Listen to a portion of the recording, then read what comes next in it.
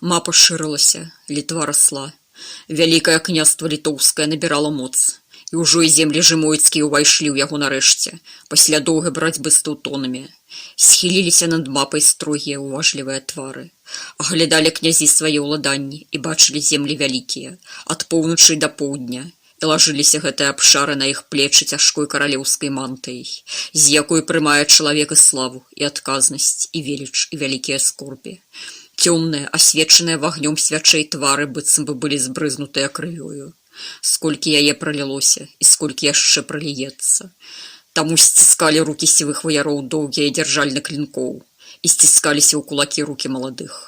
Трымаць гэтую зямлю, пакуль стае моцы, такую, якая яна ёсць, з ляснымі нетрамі і сінімі вазёрамі поўначы, з паўднёвымі балотамі і палеткамі, акружаную татарамі, германцамі і братамі, якія яшчэ нядаўна былі сваімі ды сталі чужымі, і хцівымі ваўкамі пазіралі на яе.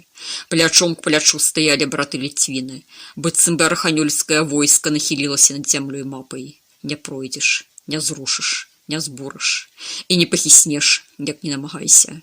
Жыла, жыве і жыць будзе ліцвінская зямля, белая, чыстая, старая і вольная, жывучая сваёй волей, сваім розумам, са сваім мужным і годным народам-ваяром, волатам. Як жыла яна многія тысячы год, так і будзе жыць, нягледзячы ні на якія віхуры і веры. І буры, непахільная, як гэтыя сівыя дубы, якія зараз гамоняць, шумяць шапкамі на надворку. Бо ж моц зямлі, не ў высокіх гарах і непрыступных густых лясах, не пераадольных шырокіх яе рэках і камянях валунах, што ляжаць на яе пагорках. Моц зямлі у душах і сэрцах чалавечых, і ў тых моцных і крэпкіх руках, што трымаюць гэтую святую для іх зямлю. Трымаюць і не аддадуць яе нікому. Вось тут мы, а тут яны. Вітут хлопнуў далонню па шырокаму сталу, на якім быццам дзіўны стракаты абрус раскінулася вялікая мапа.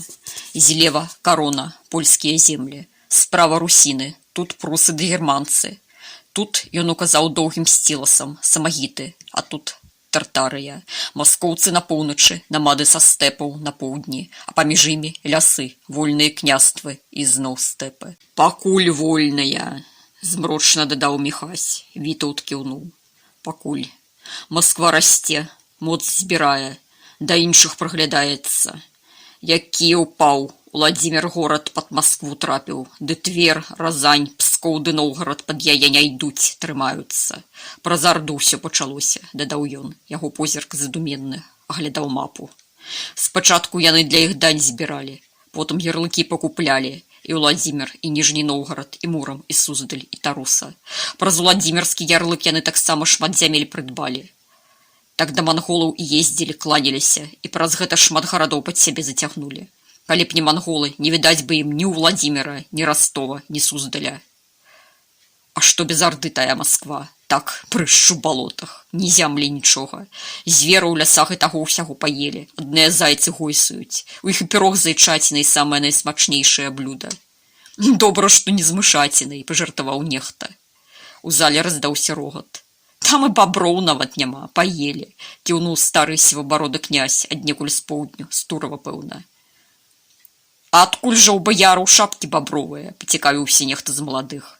Дык усе бабры на шапкі і пайшлі, мяса паелі, футра на галаву накруцілі, а да гэтага чалбы насілі, як туркі, ды шыломы, а на шыломах надпіс у імя Аллаху, я сам бачыў, па-бусурманску напісана.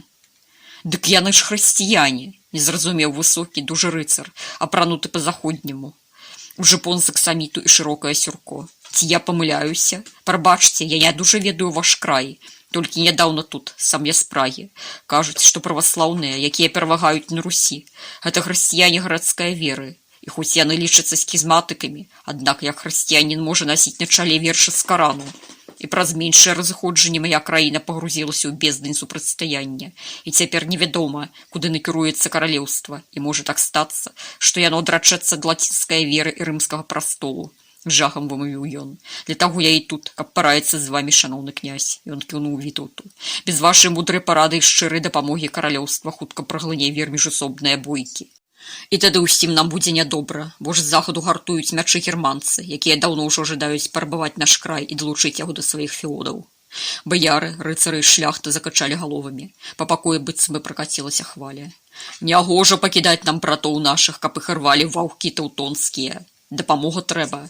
Князь, скажы слова, толькі слова, кожны пойдзе. Вітаўт узняў руку. Ціха, панове, цішэй. Ён павярнуўся да рыцараў раскошную сюрко, аточаным сабаліным футрам. Я не пакіну вашую просьбу без адказу.